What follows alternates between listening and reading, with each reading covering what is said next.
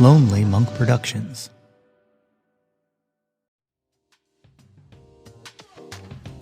Yo, That's My Jawn is brought to you by Liquid IV. Guys, it is festival season. And you know me, I love a festival. And the secret to enjoying a festival is to stay hydrated. Liquid IV has you covered while you prep before, power through to the headliner, and recover after the weekend.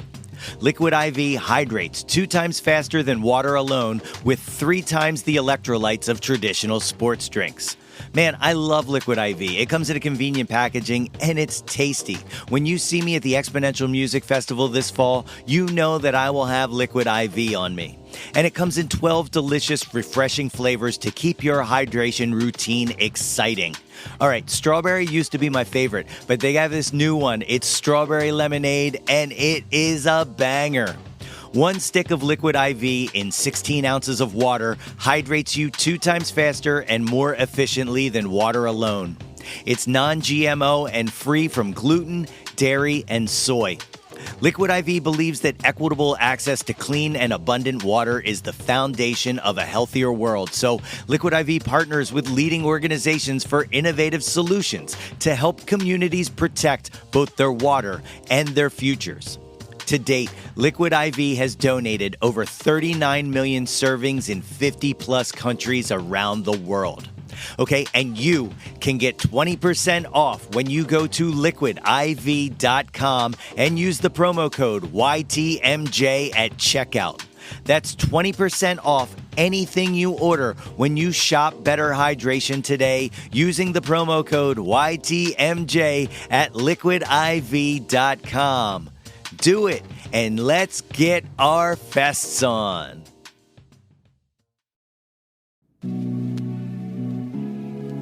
I don't know if y'all have heard Guilty Pleasures by Mike Gordon yet, but yo, that's my Jawn!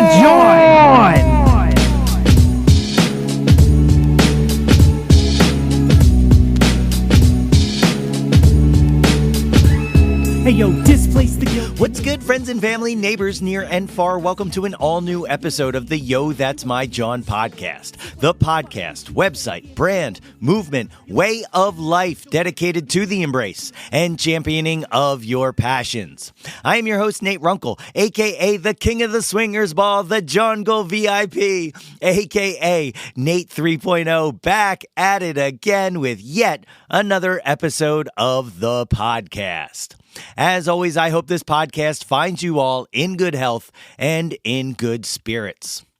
On today's episode, I am joined by Michael Rault. We talk about his latest project, Symphony Orchestra, and so much more. And that's coming up in a bit. But first, hey kids, as you may hear, I kind of lost my voice. I played a gig today and I sang like a dickhead. And now, well, this is what I sound like. So you're going to have to deal with that. But how are we doing? You know, when last I spoke to you, I said I was rolling into some busyness, and it might have been a bit more than I was leading on to because, well, you see, I got married.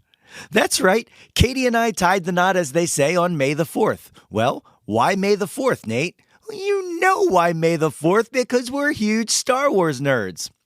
So, in outfit homages to Han and Leia, we drove down to the courthouse and stood before magistrate judge and good friend of ours, Ed Levine, and he locked the legal ball and chain on our ankles and pronounced us man and wife.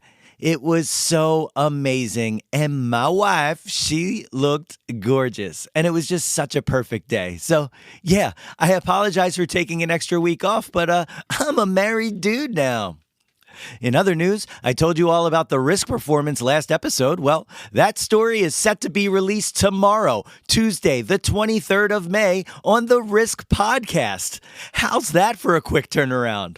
I'll be sharing the links on all the socials and whatnot, and you can find it on the Risk website at www.risk-show.com and, you know, wherever you get your podcasts from. So be on the lookouts for that.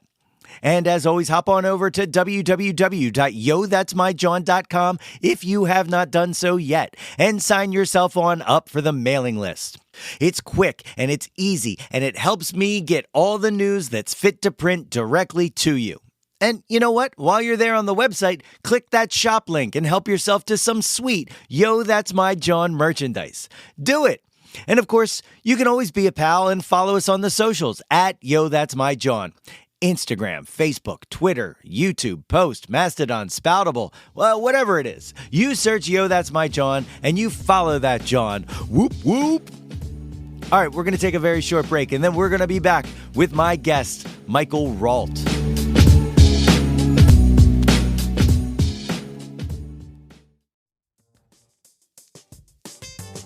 Y'all, quit being boring just eating dinner and watching TV every night.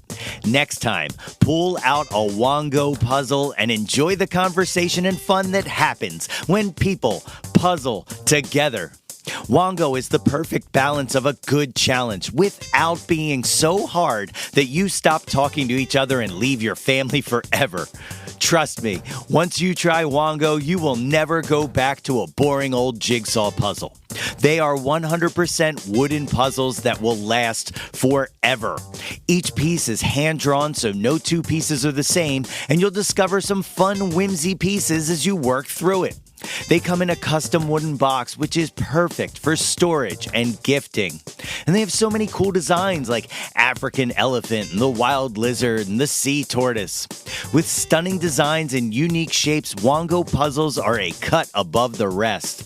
I like doing the snow globe puzzle myself. It was so great to pull out a puzzle and be done in a night and not have it on the table for a week. So what are you waiting for? Go to wongopuzzles.com and pick your puzzle today. And be sure to use the promo code YTMJ to get 10% off your offer. This is the most fun you've had with a puzzle guaranteed or your money back. Go to WONGOpuzzles.com and use the code YTMJ to get 10% off your order and get puzzling right now. That's WongoPuzzles.com. Offer code YTMJ.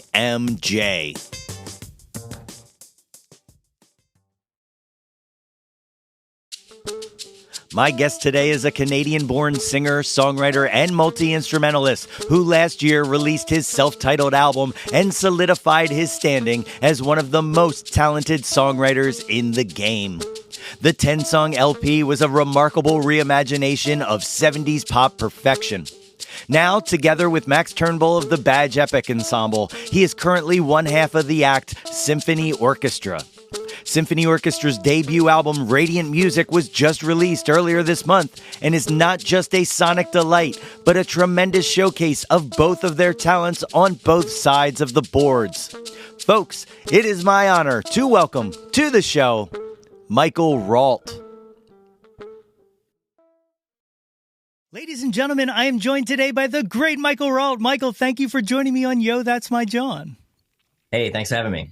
So we were just kind of chatting, but like I've been eyeing this interview up for quite some time. I'm super excited to be able to get to pick your brain and talk to you about your music and stuff like that, man. Well, I'm happy to be here. Thanks for having me. I'm glad we were able to finally arrange it. Yeah, and it's crazy too because just a week or so ago, a friend of mine sent me. You know, we're always sending music back and forth, and he sends me some album, and he goes, "Oh, you're gonna have to check this out." And I put it on. I was like, "This is phenomenal. There's a new favorite or whatnot."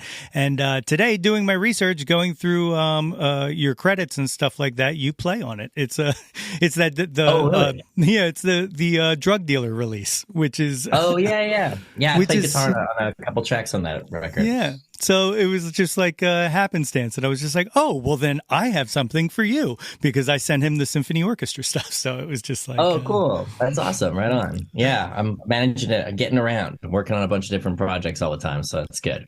Yeah. And it seems like everything you kind of have your hand in is kind of just right in my wheelhouse. Like it's just sonic goodness. Great. Well, I'm glad to hear it. Well, let's That's jump what I'm shooting for. Oh, I love it. Yeah.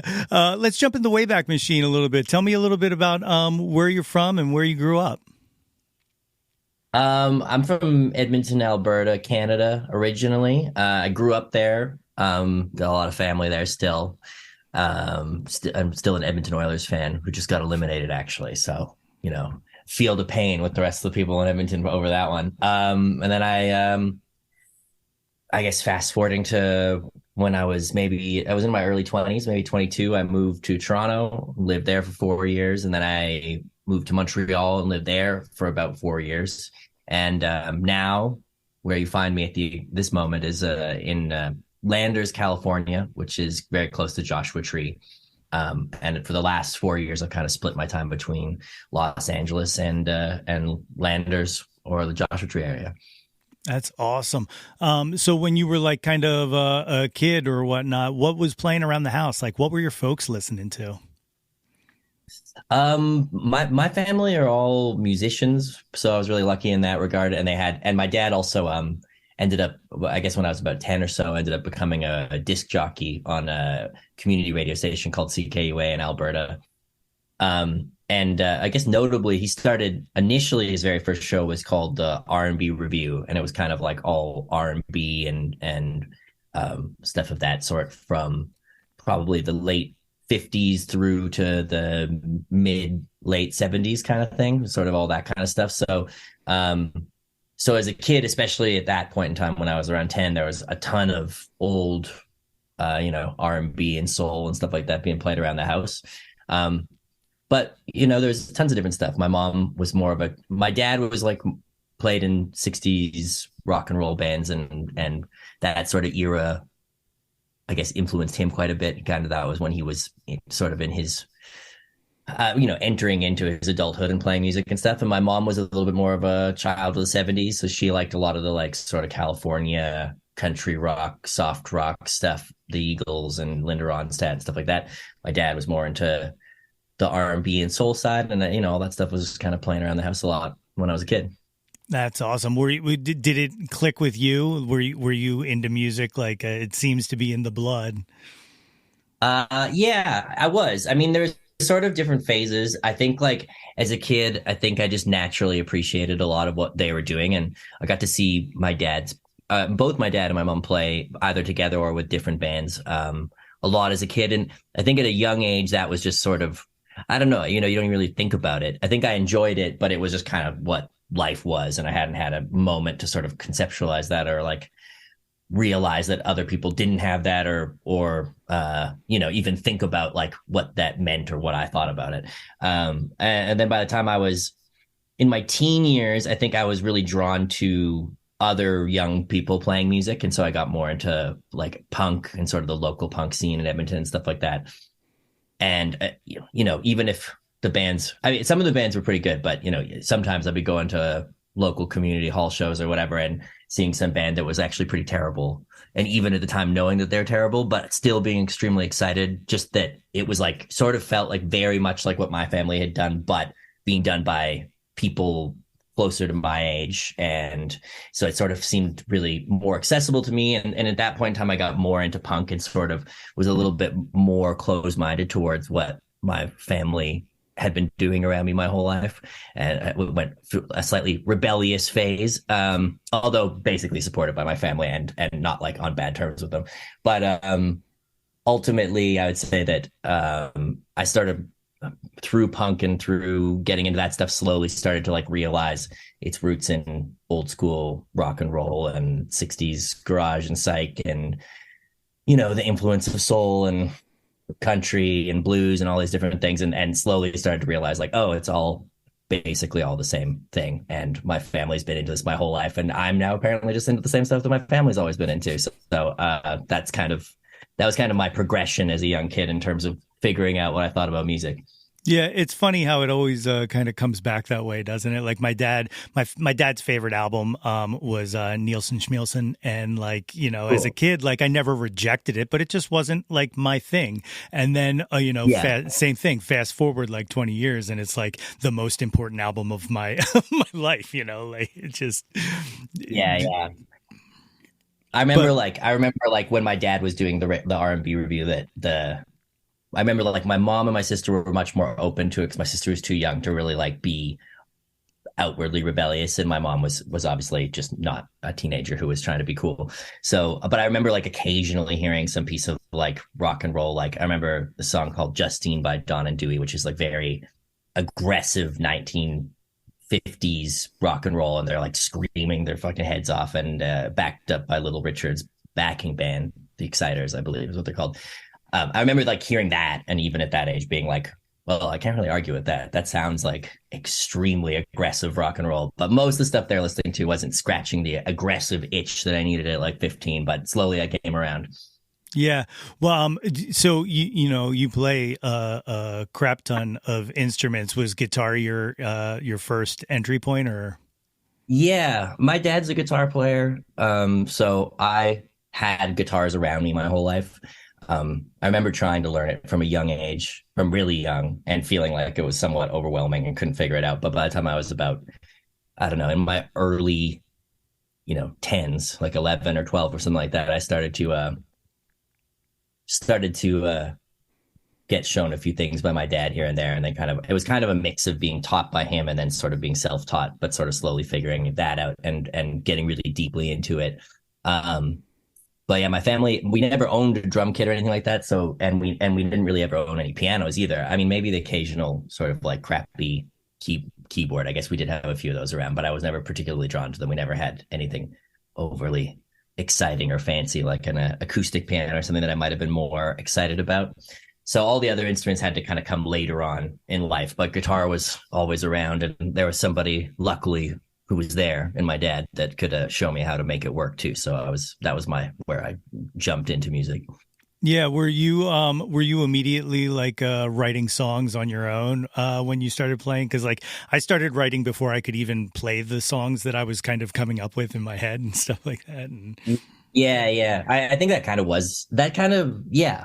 I think I always had and my dad was also my dad's also a songwriter too. So I think even though he wasn't really teaching me to write songs necessarily, I think maybe there's a certain like intrinsic way that somebody who writes music plays an instrument. Like his approach to it and his connection to it was very creative. So it wasn't like, for good and for bad, it wasn't like being taught. My dad wasn't somebody who was like a university trained guitarist. He's a very advanced guitarist because he played so much. But like, so his approach wasn't sit down and learn this scale to this metronome and just do it like this. But so I think it carried with it maybe a slight influence towards the more creative side, the way that he thought about it and talked about it and did it. And I don't know whether it was through his influence or not. I did immediately realize that it was like, I think initially almost like as a way to like goof around, a way, just like be like, oh, I could throw some chords together and then say some stuff over top of it. And that kind of be somewhat at first sort of humorous. And then as time went on, I started to actually, I guess then I started to play in bands, and then I started to realize that I wanted to have more and more material that I'd written for the projects, and that the projects didn't seem to like move forward in a meaningful way unless I was writing for them consistently. And so somewhere in my mid-teen years, I started to write more seriously. But yeah, I started writing, at least for my own, just sort of like entertainment in a fun way right around the same time I started playing guitar.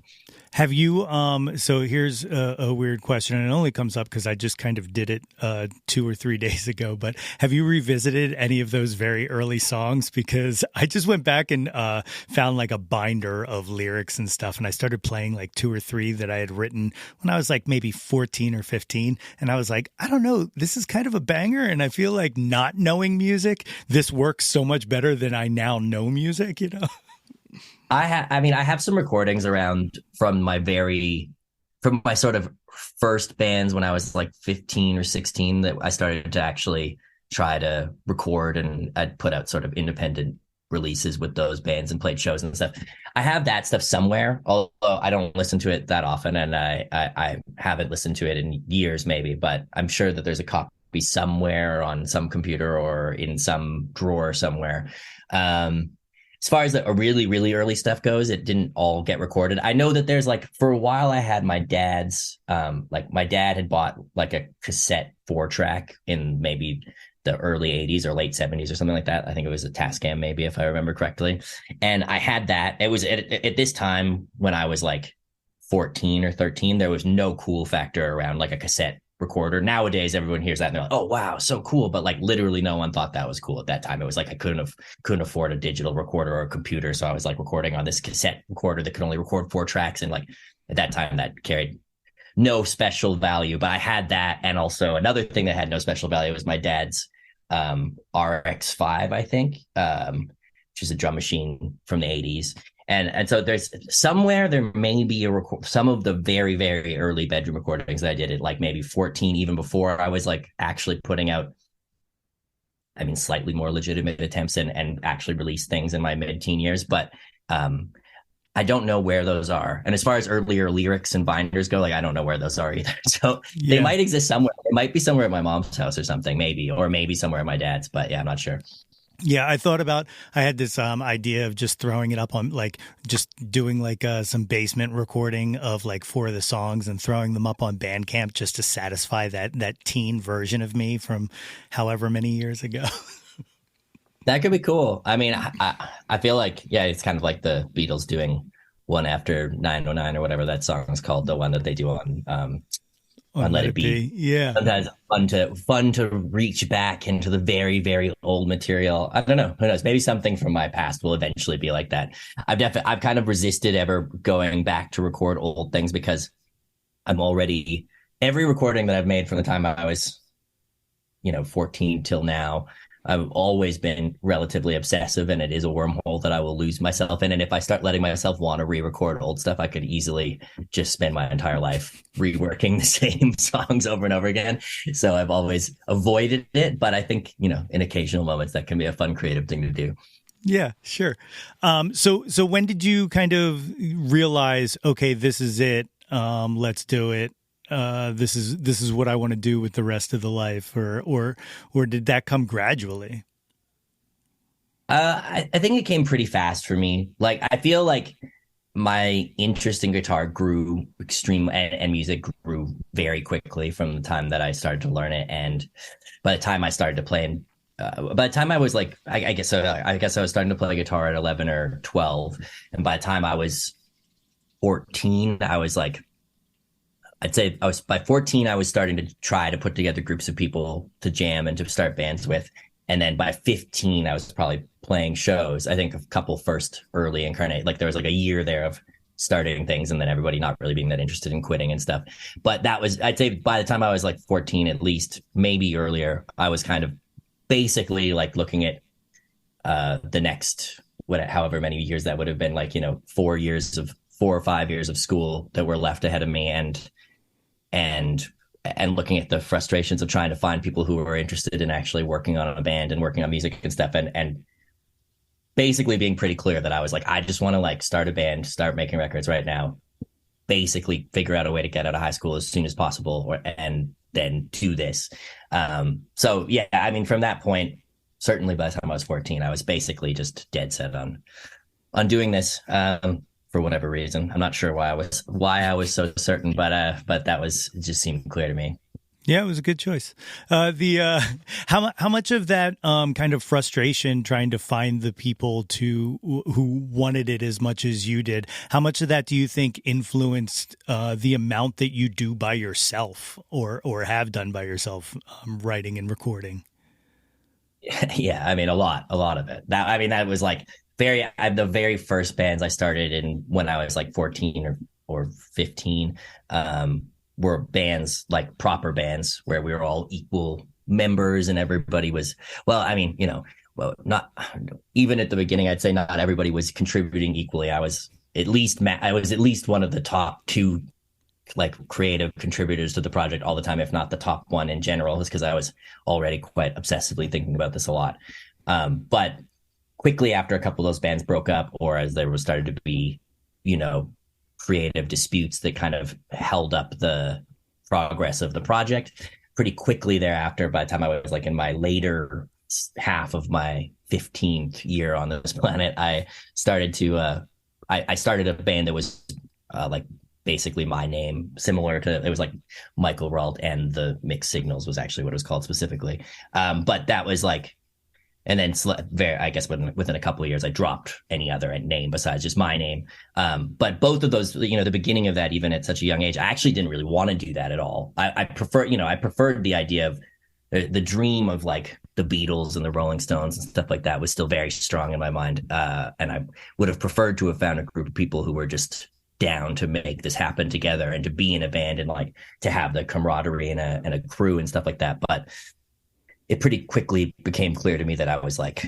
just not gonna have that from most people, and that it was very frustrating and slow going to like start a band and then have everybody be like, I don't want to do this anymore, and get annoyed with each other, and then have to like start another band. And even though these are like small stakes, still start to build up a little bit of a name playing the clubs that were available to us to put, like in Edmonton or whatever. And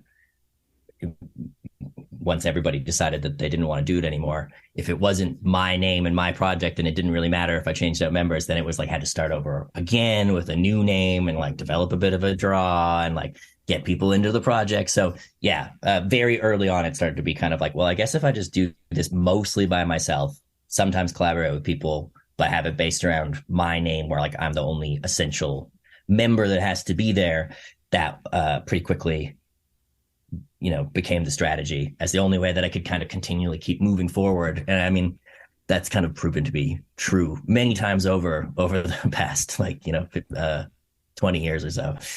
Yeah, it's great that you mentioned the mixed signals, because I just found out recently, and I just saw that there's live clips on YouTube of the mixed signals, and I watched some of that today. Some good stuff, man. Yeah, I mean, it's fun. It's interesting stuff. I mean, Mac DeMarco's in some of those videos, actually, which is funny. He was in that band with us for a while, and when he was extremely young. He's a little younger than me, and I was extremely young. But yeah, there's some funny videos of us. I think most of the videos that survived from a particular era when one of our drummers' dads really loved to videotape us and put it up. So that's how it's managed to stay on the internet all this time, is on his dad's YouTube channel or something. It's awesome. Yeah, the internet likes to keep things, doesn't it? It likes to. Yeah, it is. It's interesting. Yeah, I mean, I guess it's starting to. I mean, there's so much stuff on the internet more and more that it's like these things kind of get buried deeper and deeper. At one point, it seemed almost kind of like crazy, because it was like I was like, bands in the old days didn't have to deal with like all the random videos and recordings that were on the internet that they couldn't get off anymore. Like, most bands in the old days, once they signed to a major label deal or whatever, that's the beginning of their career very clearly. It was the first time that anything they recorded was released in any sort of major way. But it is kind of funny, as time goes on, all these old things are just deeper and deeper, and the endless amount of things on the internet. So it can kind of become obscure enough that it isn't really a huge focus. Yeah. Yeah. So, when did kind of the desire to kind of sonically craft your songwriting in the studio, particular, more so than just because, like, that early stuff does still have kind of that garage rock kind of sound, but then at some point it's like something exploded in your creativity, and it was just like, oh, I can make this sound as spatial as possible. Yeah, I mean, I think that the desire was probably just always there. I think it's just there's a lot of skills that have to be honed to figure out how to make a record like that. I think, from a very young age, I was listening to, things like Pet Sounds and then also just increasingly a further and further range of different musical styles and projects and albums that achieved, greatness in different ways and intricacies in different ways and stuff like that, to a degree that I couldn't do at all. I was a pretty quick study for playing certain styles of guitar, like rock and roll and blues kind of based guitar and stuff from a young age. And I figured out a lot about writing songs in sort of relatively, I don't know, I guess like traditional sort of basic structures relatively quickly, but trying to figure out, both sonically how to make a record that could capture the sort of intricacies that you're talking about, and also how to write a song that could have, could evoke all the different sort of feelings and stuff that can be evoked by the sort of key changes and complex harmony and stuff that a band like the Beach Boys or any number of bands, but that was one of the first bands that I knew of that had that kind of stuff going on. And, it just took years of trying to figure out many, many different skills, from the composition to the playing, to the arrangement, to the singing, to the recording, and yeah. So so I think the desire was there. Just it takes it takes a lot of time to figure out how to do it. I'm still learning it, and still, pushed forward by my dissatisfaction with certain things. But it's more and more satisfying, and more close to what I had envisioned in my brain. Yeah, it's such a weird thing, because I feel like for so long I kind of rejected the 70s era of recording, not because of any kind of dislike, but because I lived in that world of like, there's too much going on. And I was like, I had like a real strong, like kind of minimalist period where I was just like, they're doing too much. Whereas now, like, I'm like, I go back and I look at some of the stuff that like I kind of rejected, like ELO and stuff like that. And I'm just like, my God, like just the craftsmanship and like just the skill to be able to kind of create, three-dimensionally this sound that just kind of evokes such amazing feeling, and it's one of the things that really draws me to your music, is because like you don't find that much anymore, especially with like digital recording and stuff like that, which you would think with people having access to 50 million tracks that it would be more you'd find it more frequently, but like it seems like we've kind of lost the kind of art of creating music beyond just the basic song structure, Yeah, I mean, I kind of know what you mean. It's hard to say why that is. I mean, I guess there's always people who are making really interesting stuff in every era, I think. And more and more with the internet, it seems like basically everything is existing at the same time simultaneously. It's funny, like I've also kind of gone through a similar thing, I think, to what you're describing, in terms of there was a phase in my teen years where I was really drawn to like minimalist garage rock and old rock and roll and old R&B, and even went through a phase and punk and a lot of stuff that's just based around very minimal arrangement and very raw recording style. And at the time I even found, like, I remember like the first time I really like concentratedly listened to Abbey Road by the Beatles, and I remember thinking it was like it sounded like new almost to my ear, because they were recording on like 8-track instead of bouncing on 4 tracks or whatever. Like I was like, man, this is like just sounds like way too like clean and nice and like and everything. But like slowly I've progressed to that, but I do find myself in sort of an interesting way noticing some band that's doing something that's like very primitive nowadays and seeing kids like it or whatever. And then I'm like, it's funny. It's like these things just like continually happen. Some people, I've progressed to this point that now I'm listening to extreme, quite advanced stuff and like really liking the intricacies of more dense records or just more sophisticated records, like harmonically or compositionally. And there's other people, I'm sure, that are listening to stuff that they would not dig that at all. They would think it was like completely over the top and want to just listen to something really like stripped down and raw. And, and there's probably bands that were around when I was in that phase who were doing more compositionally in-depth stuff that I was probably like, oh yeah, I don't get it. It seems too weird. Like I just want to hear some straight rock and roll stuff. So, I mean, just kind of seems like it's all kind of happening. It probably always has all been happening simultaneously, but now the media sources are so divided and vast that you can kind of just tap into whatever channel you want to now, regardless of what there isn't really any sort of central mainstream trend anymore. Yeah, well, as long as you can fit it in a 90-second TikTok, I guess is the right. Well, I guess that is one. Although I feel like that's also still just like one channel that exists out there right now amongst a million. But I mean, it is a very popular channel at the moment. Right. No, I say it in jest, but yeah. So you're you kind of compartmentalize and become like this solo, bringing in session musicians and stuff like that.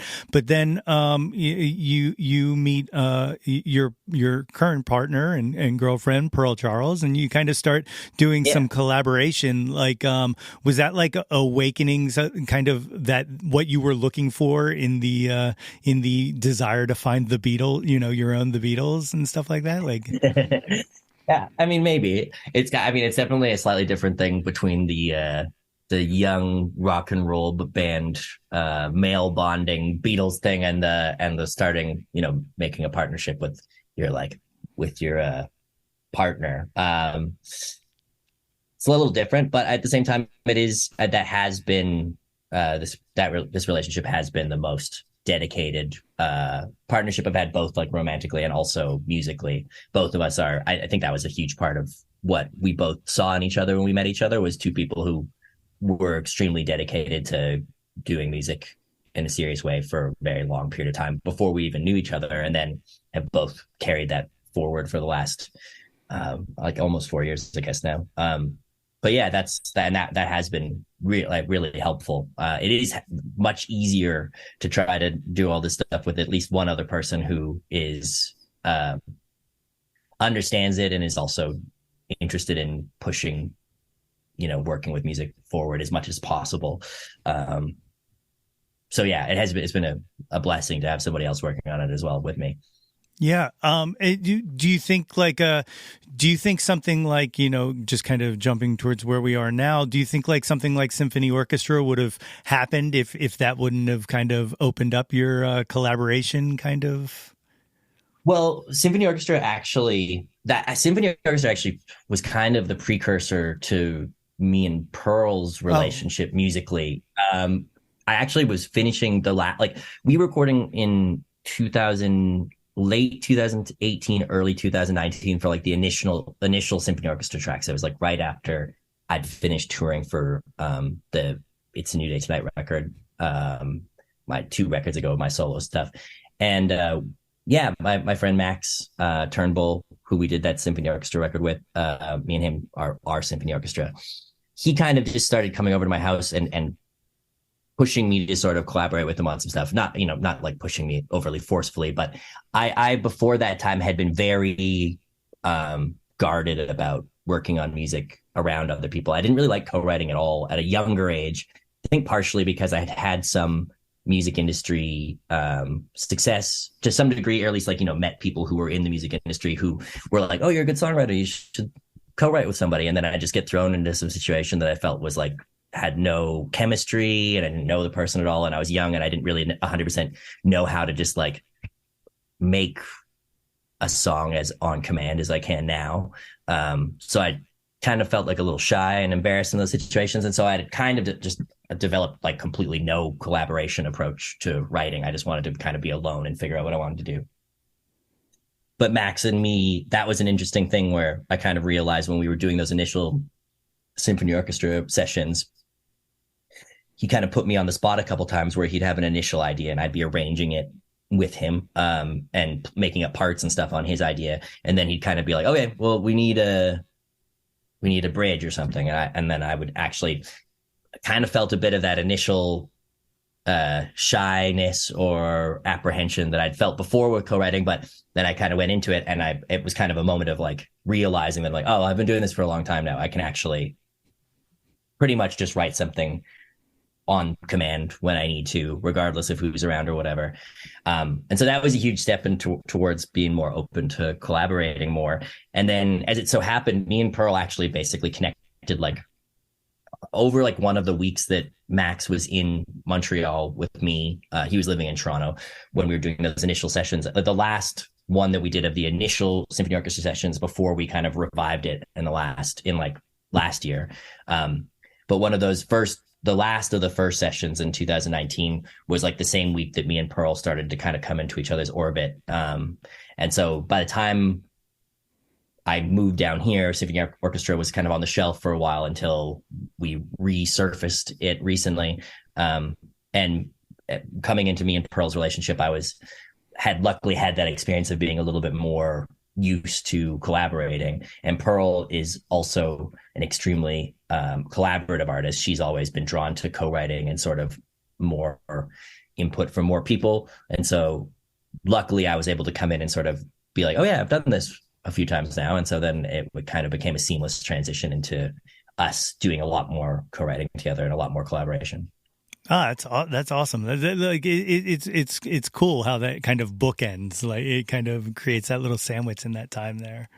Yeah, it is. It's interesting. And in the time between, I was just kind of down here fully immersed in the world that me and Pearl were building together and playing in her band and on her sessions and doing my records and stuff. And then, and that time Max had twins with his wife, who is Meg Remy, who has a band called US Girls as well. And they had twins kind of during the COVID break time. I think it was like the first time that they'd had enough of a break from musical projects and touring and stuff that they ended up diving into parenthood and having and they ended up having twins, so they got twice what they were initially expecting, most likely. But so yeah, and then by the time COVID had kind of thawed a little bit and we were kind of starting to figure out what we wanted to do next, and they were kind of getting more comfortable in the parenthood phase and stuff, and I was kind of starting to get a little bit more settled down here after kind of running around like crazy trying to figure out how to live in California. And then we did a couple more tracks and finished up the symphony orchestra thing, and that's how that all kind of came to be finished. It's killer, man, because like, that like you guys all came out of the pandemic like just firing on all cylinders, and like, so like Magic Mirror, then your solo album, and then the US Girls album and the symphony orchestra, like everything is just like coming out, and like just it's so exciting to me as someone who is a fan of all of your music, because you can just sense like the growth, and kind of like you can see like kind of strands of where it can go, and that excites me for like every new thing. So like when you started posting about releasing the symphony orchestra stuff and I first heard it, like I immediately ordered the vinyl, because like it's just something that I want to hear analog. Like I just want to put it on my good speakers and I just want to sit and just kind of bathe in that sound, because like when Radiant music just kicks in, I was immediately just like, holy shit, here we are. Like this is what we're growing to. So it's really fascinating to me to hear that it kind of started pre all of that. Like that. Yeah. I mean, it's been an interesting theme. There's like a certain theme to the last, I guess, basically like starting in early 2019, the very tail end of 2018, which the symphony orchestra writing sessions and demo, and which became basically the recording sessions, because the demos ended up becoming the record. So that process was kind of the very beginning of this sort of phase, and COVID is like the biggest landmark in the middle of it. And it was obviously a momentous and huge thing that left a lasting impression on everybody who was alive on the planet throughout that period of time.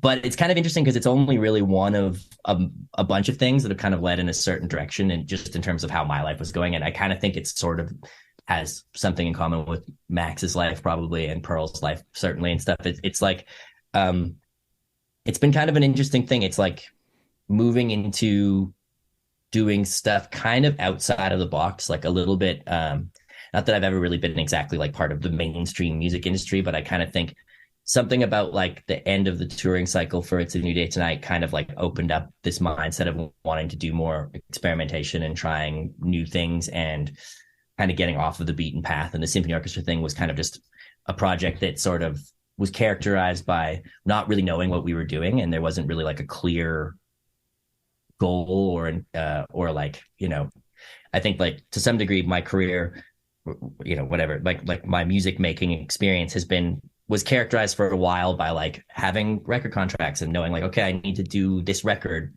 by a relatively reasonable amount of time, and then I'm going to release it, and then I'm going to tour it, and I'm going to put out another record.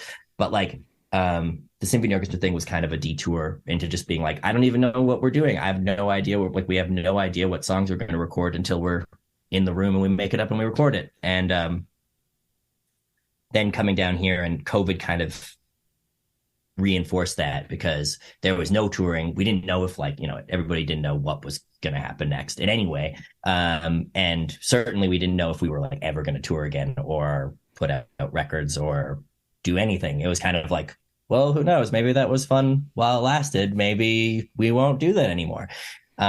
Which then really opened up an interesting sort of feeling of like, kind of after once we started to like venture out and kind of just hang out a little bit with like, small trusted groups of people and stuff, then we started rehearsing more with the people who were in the band, in Pearl's band at that time, which then sort of led towards them becoming my band for a while as well.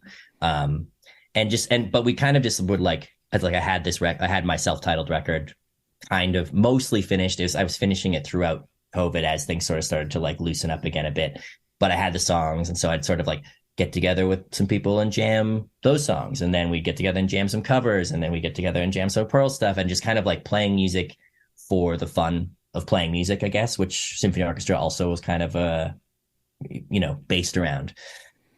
So then I guess basically, and that's kind of led to like building more and more of a recording studio out here in this house in the desert, and kind of just like it's still a professional pursuit, but it's more and more sort of outside of the box of a more conventional way of pursuing it, and also kind of more and more like a creativity first thing rather than I mean, creativity's always been maybe first, but even the sort of like business careerist mindset sort of starts to fall by the wayside, and it starts to be about making music and just figuring out how to survive while you make music. Because we're definitely all types of people that want to pour the majority of our time into making music. And we try to figure out how to make that make sense. And so now it's just, recording tons of projects at the studio for other people that I'm producing and playing instruments on, working on Pearl's records, working on my records, working on symphony orchestra things, and that will probably expand further and further as time goes on. But yeah, that was a long-winded explanation for how it's been an interesting sort of expansion period based around sort of limitations kind of forced it, but it has created a much more expansive approach than what was existing before. Yeah, I talk a lot about it on here a lot, but like COVID really did this weird thing where it kind of made me, and I feel like it made a lot of people kind of reframe their relationship with playing music and listening to music and stuff like that, because there was a time I thought it was all gone. I really did. Like, I was just like, oh, I guess I just don't play shows anymore unless I'm in my basement on a live stream or something, like it was. Yeah, no, totally.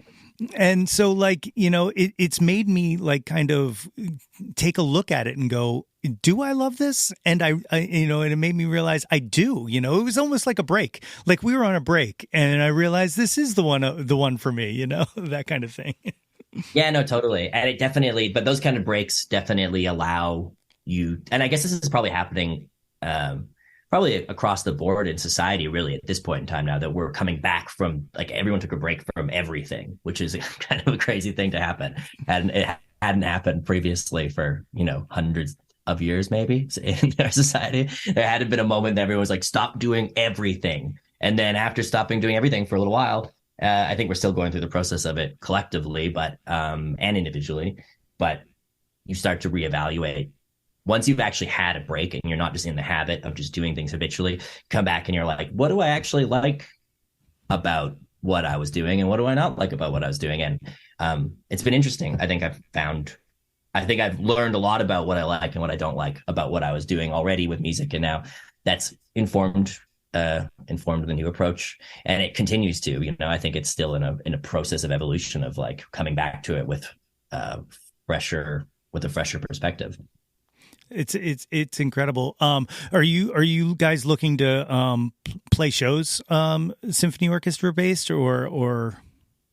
I don't know. We haven't really discussed it. It could be something that could happen. I've kicked it around privately. I should say, I guess I should tell Max this. At times I've thought like, oh, we could do something if we wanted to at some point, where like Max could easily come to LA and rehearse with my band we could get the band in order on the stuff, and we could play a show here or in California, and we could probably do the same thing with his band. He's got a great project called Badge Epoch Ensemble, or Badge Epic Ensemble is how you're supposed to say it, although it's spelled weird.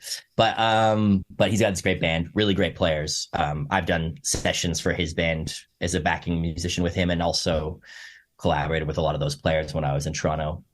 So I could easily fall in with them too, and we could do a show.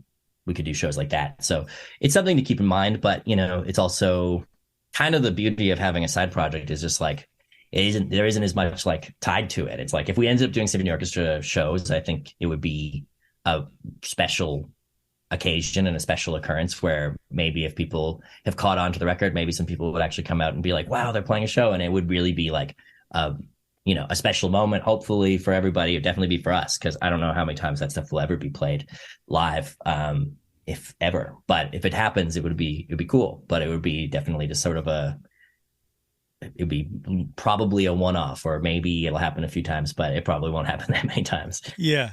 Yeah. You have been, touring and obviously doing a lot of shows, with Pearl, where you guys are kind of, playing in each other's stuff. Is it a challenge to kind of play the entire night, like that, or? No, it's great. I mean, I think it's better because, it is, I guess there's like maybe some element of exhaustion that can come with it to some degree, but it's kind of, first of all, like when you're like touring with another band that isn't all the same members. So like we're touring with Pearl's band with another entirely different group, or with my band with an entirely different group. Especially if you're opening, you have to like set up on a short amount of time, play the show, and then you have to get everything off the fucking stage like immediately. And sometimes in certain venues with not the nicest staff and stuff, they're like immediately on your ass, just like get off, and you're like, get out of the venue right now before you even sell merch, kind of thing. That happens sometimes, and certainly even if it's not that extreme about getting it out of the venue, this is a lot of running around to get the gear on the stage and off the stage as soon as you're done playing. So it's nice to, like, when we're doing the double band thing, we pretty much get to come in. We get 2 sound checks worth of time to sound check for both projects, which are the same setup. So, and then we get to leave the stuff basically on the stage the whole time we're there until the end of the night. And we just get to go up and do one set and then say thanks, and we'll be right back. And then we go off and hang out for a little bit, and you aren't like running around, and you can like go to the merch table and sell a bit of stuff or have a drink or whatever, and then come back up and do it again. And then you probably get to chill a little bit while you sell stuff until the venue's actually closing and they want you out. But that's like in that regard is way less work, a lot less like hurrying up and running around. And the playing part, it's like, it's kind of nice. Like it does, I've said it before that it's like, you end up driving like anywhere from like 3 to 12 hours in a day sometimes on tour. And then you play, and especially if you're just doing an opening slot with one band, sometimes it's like you drive 8 hours to do like a half an hour set. And I've cynically said before that it's like we're more like professional driving team than we're professional musicians, because we spend like an 8 hour to 30-minute ratio of like time spent driving versus playing music any given day is like kind of a pretty brutal ratio as far as the part that's like fun and the part that's not fun. So it makes up for it a little bit to be able to be like, oh, we did 2 45 to an hour sets. That's like, that's a little bit better compared to the 8-hour drive that day is like to do 2 hours of music. So yeah, that whenever we do that, it's really fun. That's cool. I'm still bummed. You guys were in Philly, I want to say like October maybe or November of last year. Yeah. And I had to miss it. I'm sorry you missed it. That was actually a surprisingly extremely fun show. Not to rub salt in the wound that you thanks. missed it, but that was it was a show that stuck with me, just in the sense that we played New York the night before, and it was a bigger show, and I think we all were a little hungover after that night too. And then we went to the Philly show, a smaller venue, and at first it wasn't like super well attended. At first we were kind of like, whatever, it's just going to be our like, it's like a weekday, the day after the New York show or whatever.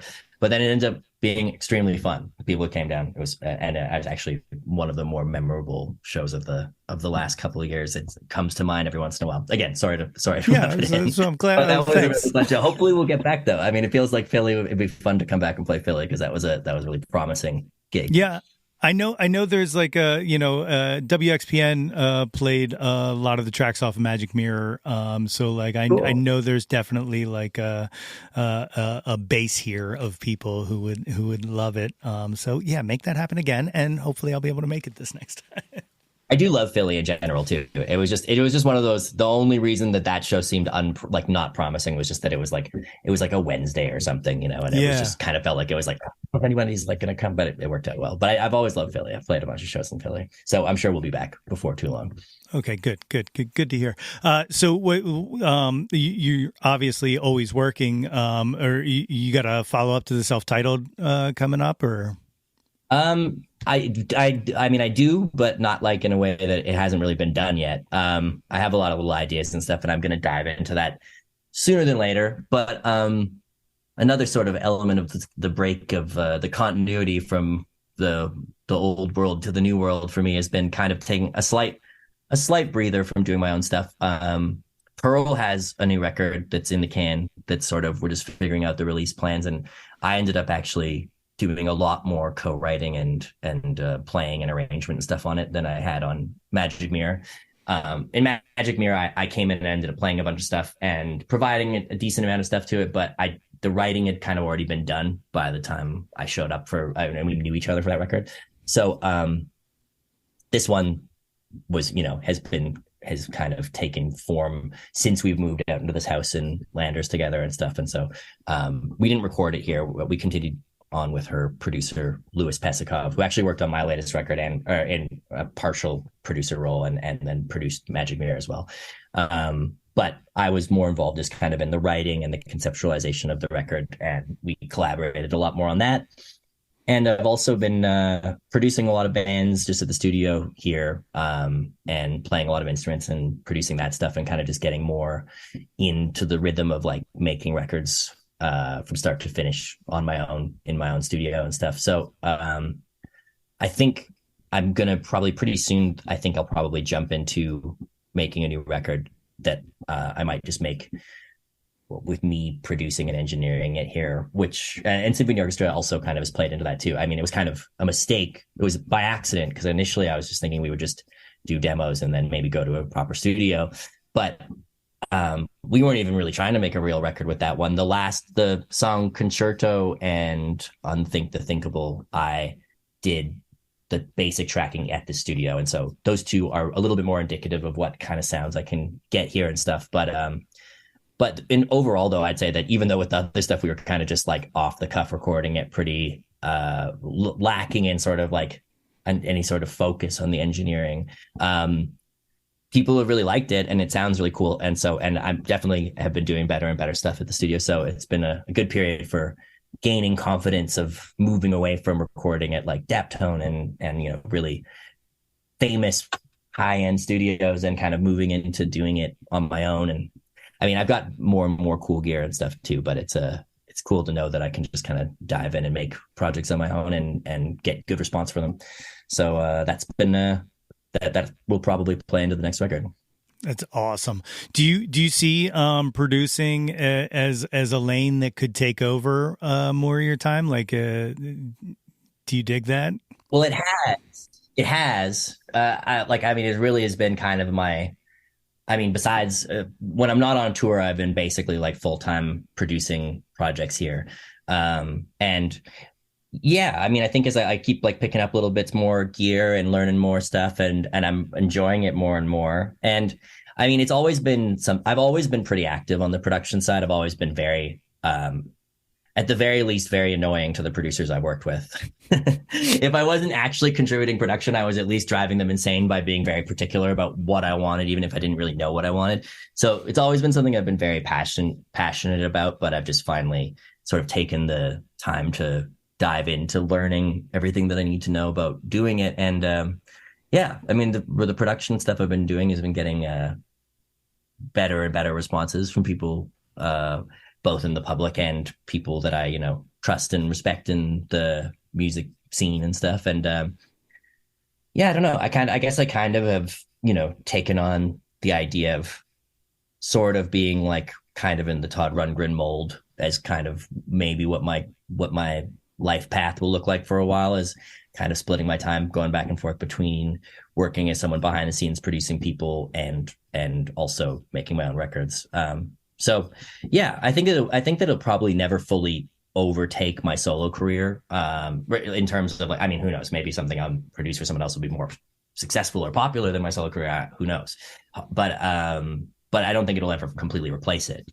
But it's something that I really like doing, though. I mean, I think the production side of what I've done and the arrangement side and the instrumentation side of my records is a huge part of what I've been doing all the time anyway. So it's pretty familiar and fun to just to take out the initial part where somebody comes in with an idea to me, and maybe I co-write a little bit with them, but maybe I don't even do any songwriting. And then it's just purely like, well, how could we arrange this and how could we record it and what instruments would sound good on it? And like, that's something that I've already been doing for a long time and enjoy doing. So, it's been cool to do it all. I dig it. Rundgren's from around here, and I grew up in the same hometown that John Oates grew up in. So if you ever want to make my War Babies, we'll make that collaboration happen. Keep in touch. Let's make it happen. I know both those projects are huge influences on me. So I've got a lot of Philly influence and stuff I've been doing. I dig it. All right. At this time, you want to go through my standard Jauntlet questionnaire here. I ask this of all of my guests. It starts with the one-hit wonders. The first one, Billy Joel or Elton John? Who do you prefer? Oh, yeah. I was looking at this one. It was tough. I think I'd have to say Elton John, but it's really close because I do really love Billy Joel. But I'm going to go with Elton John. Okay. Good. Debbie Harry or Joan Jett? I go Debbie Harry. Okay. All right. Aretha Franklin or Tina Turner? Also a very tough one, but I guess I'd have to go with Aretha. All right. Nirvana or Pearl Jam? That one's easy. Nirvana. I don't really like Pearl Jam, so that one's easy. Okay, all right. Janis Joplin or Stevie Nicks? Stevie Nicks. Dig it. I'd probably have to break up with Pearl if I said otherwise. Pearl's such a huge fan. I think I would have said that anyways, but it would be odd for me at this point in time to say Janis Joplin. Yeah, I dig it. The big cliche one, Beatles or the Stones? I mean, this is such an impossible question that making the kind of music that I've made, I've had to answer a million times. The automatic answer is just the Beatles, but I mean, on any given day, I might prefer the Stones. I want to listen to them more, and they're an amazing band, but obviously the Beatles are the Beatles, so I'll go with them. Yeah, you know what? I think it's almost unfair because there's so much more Stones material that like I'll still every once in a while a song will come on and I'll be like, I've never heard that. How have I never heard this? Like, and they're they're just so good, and they do have a wider, like a longer range of material, like as you're saying, but they're just so good. I mean, they're such a different type of band, but the Beatles just end up getting the automatic response, I think, for me if I have to choose one, because they just are the innovators of recording arts in a way that the Stones kind of were part of that too, but they weren't quite the same level of like the inventors of a lot of stuff. So I'll just give the Beatles the automatic answer, but I mean, the Stones are awesome. Dig it. The final one of this section, Bohemian Rhapsody or Stairway to Heaven? Also an extremely tough one because I have such a strong affinity for over the top, self-indulgent, insane operatic movement songs with all these crazy parts. But I guess if I had to choose, I was going to say, I'll just go with Stairway. But I love Bohemian Rhapsody so much as a kid that I almost went that way, but I'll go with Stairway. I dig it. All right. The last section is the top 10 countdown. As we discussed, Jawn can be whatever you want it to be. Number one, what was your first Jawn? What was the first thing you were obsessed with as a kid? Well, I mean, it's actually good that we just talked about this because I would say actually the Wayne's World cassette soundtrack. I loved it. I loved that movie as a kid, and it had Bohemian Rhapsody on it and a bunch of classic rock stuff. And that was maybe my first obsession as far as like a record that I owned on cassette. But yeah, that cover of Ballroom Blitz that's on there is phenomenal.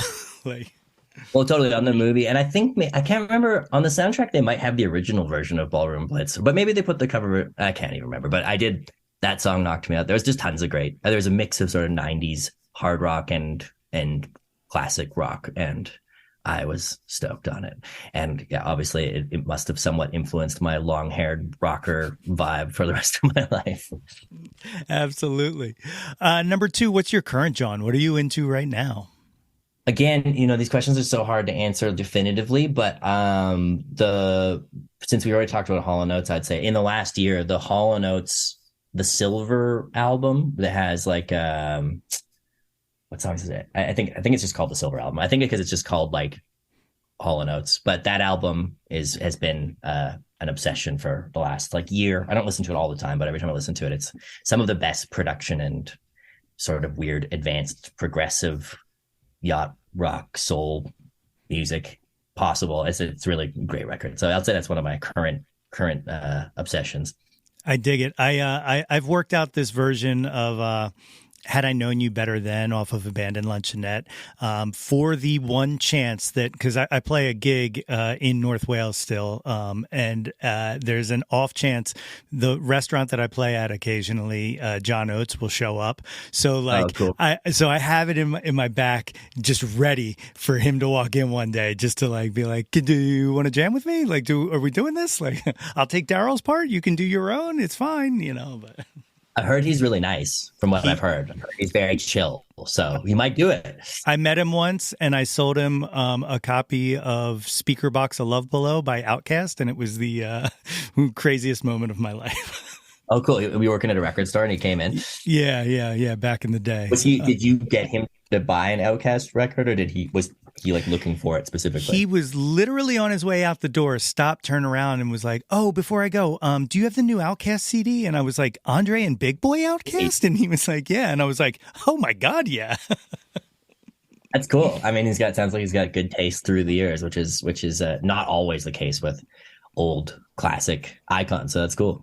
Yeah, he's on that that I don't know if you're familiar with the Handsome Boy Modeling School project, but he's on the second one of those with a song called Greatest Mistake, I think. I'm going to send you a link. It's absolutely stellar.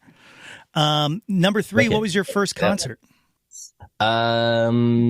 Besides seeing my family play, the first, this might not be the absolute first, but one of the first like really big concerts that I remember going to was with because of my parents being in the music scene. One of my friends' dads was in our neighborhood was a music journalist in Edmonton. So I just kind of stumbled into him having extra tickets to go see Bowie play at the Rexall, or I guess it was probably called the Coliseum at that point. It was the old stadium in Edmonton that they don't use anymore. But so I think when I was really young, I didn't really understand the significance of it. But throughout my life, as I've gotten more into Bowie, which I'm quite into him now and know quite a lot of his catalog, I've thought back on being like, oh yeah, I went and saw him play live when I was like 8 or whatever.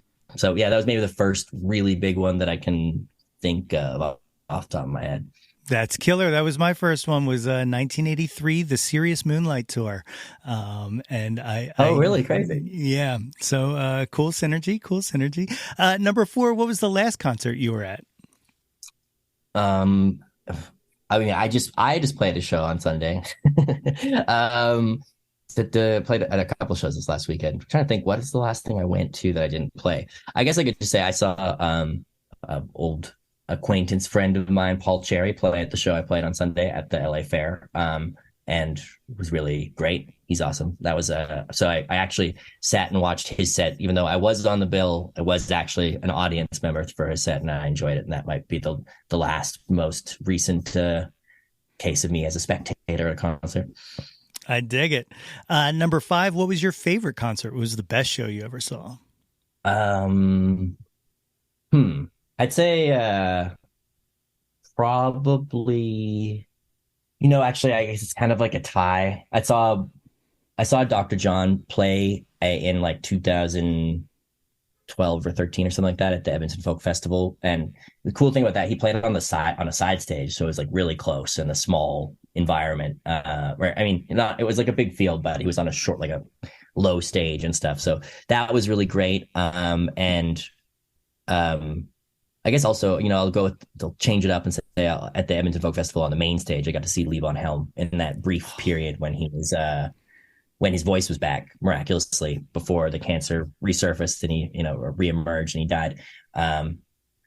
But so that was really magical too, getting to see him play. And that was the bigger stage. And I was kind of off on the side, sort of peeking around those speakers, trying to see him from the dance area. But it was really magical. I guess those would be two of my all-time best concert experiences. I love it.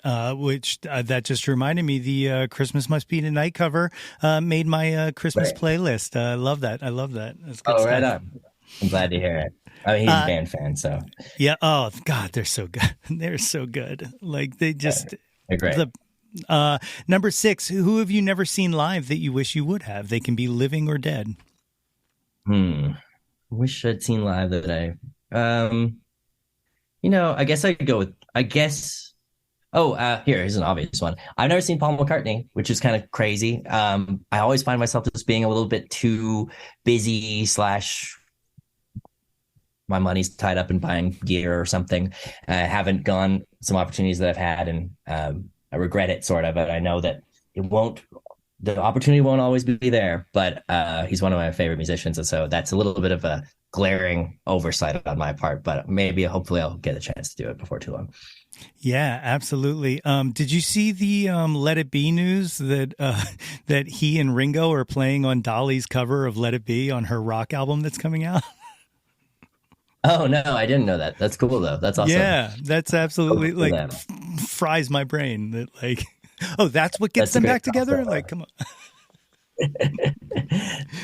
on. Number 7, name an unappreciated, Jawn. Name something you wish had some more attention to it.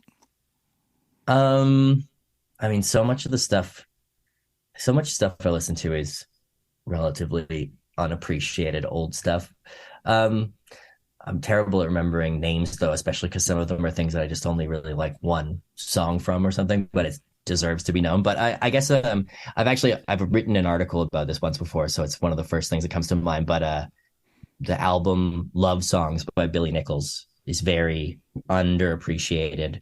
It's slowly getting a little bit more appreciated, maybe a bit more in the time since I wrote the article a few years ago. Not because of me, but I think it started to be found out a little bit more. But that's a great album that people know his first album a little bit, and even that's like a record collector deep head cut. But his second album, Love Songs, like it isn't even a majorly sought after record, I don't think. So it's a great album that people don't pay enough respect to.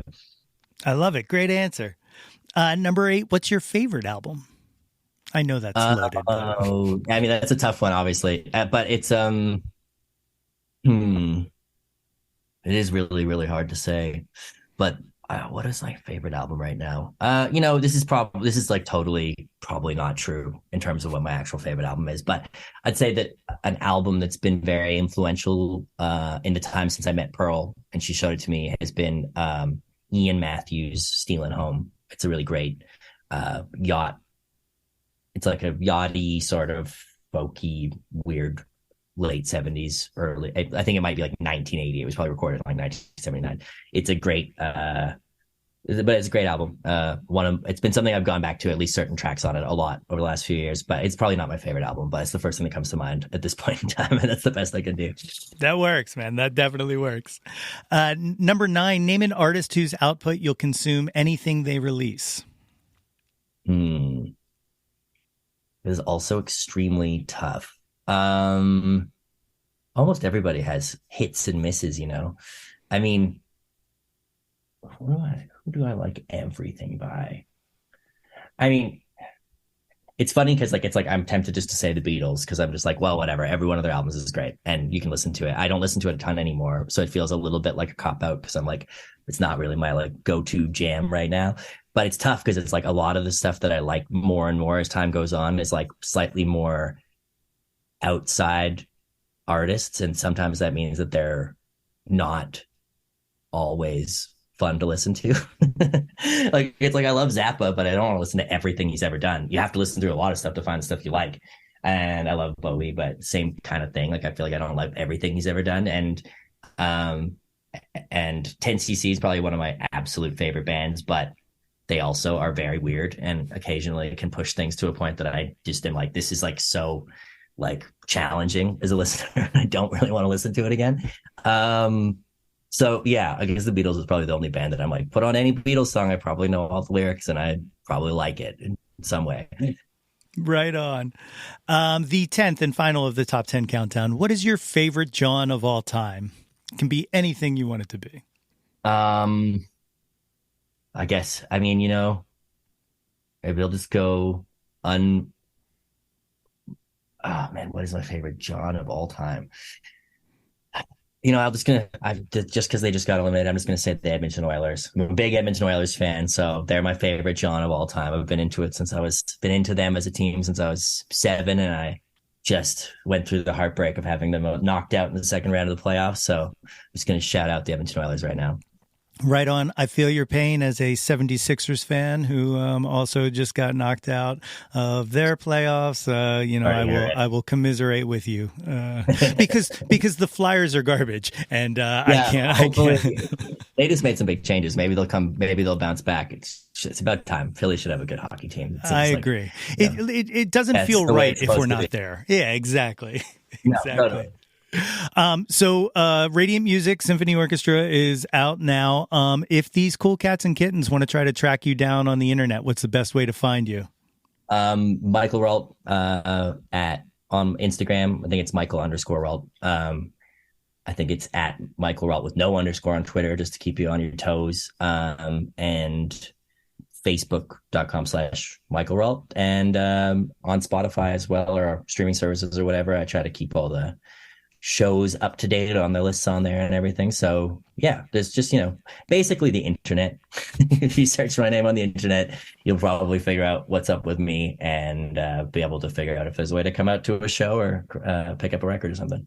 I love it. Michael, thank you so much for doing this. This has been such a joy. And as I said, I've been waiting to do this for almost 2 years now. So I'm so glad we finally got to do it. Yeah, I'm glad we did it. Thanks for having me. My thanks again to Michael for joining me on the show today. The Symphony Orchestra's new album, Radiant Music, is out now on all major streaming platforms, and the vinyl can be purchased from their Bandcamp page at symphonyorchestramusic.bandcamp.com. You can also find Michael's self-titled album and his previous releases at michaelrault.bandcamp.com. Be sure to follow him on the socials at Michael_Rault on Instagram and at Michael Rault on Facebook and Twitter. Links to all of those, as always, will be in the show notes. If you haven't done so already, please be sure to subscribe to the Yo, That's My Jawn podcast, wherever you get your podcast from. And troops, it is never too late to get yourself a super awesome Jawn Scout Merit Badge for Citizenship of the World just by rating and reviewing us. Don't forget to visit www.yothat'smyjawn.com for articles, merchandise, and links to all of the previous episodes of this podcast. And guys, while you're there, be sure to sign up for our mailing list to get all of the updates delivered straight into your inbox. Like us on Facebook at facebook.com/YoThat'sMyJawn for updates and live streams. Follow us on Instagram and Twitter at Yo That's My Jawn, and search Yo That's My Jawn on YouTube to find the Yo That's My Jawn YouTube channel. Like and subscribe the heck out of that ish. We want to hear from you. Reach out, and touch some Jawn. All right, my friends, that's the show for now. I'm going to go rest my voice. But don't you forget to check out my appearance on Risk, out tomorrow, wherever you get your Potty Pod podcasts from. Heck yeah. Blue skies. Until next time, everybody. Hey yo, displace the guilt and embrace the pleasure. Your taste in music doesn't have to be. Yo, That's My Jawn is a Lonely Monk production, written and produced by yours truly, Nate Runkle. Theme song by Phil Tyler Music featuring Nate 3.0. Special thanks to Fox Run Brands, DX Ferris, Andrew Scott, Natalie Runkle, and the incredibly brilliant and wickedly stunning Katie Daubney. If you or anyone you know has any ideas they would like to share or any guests they would like to hear on the podcast, please feel free to reach out to us at yothat'smyjawn@gmail.com. Or you can leave an audio message for us and possibly hear yourself on a future episode by visiting anchor.fm/ytmj/message. Until next time, be sure to displace the guilt and embrace the pleasure and shout to the world, yo, that's my Jawn.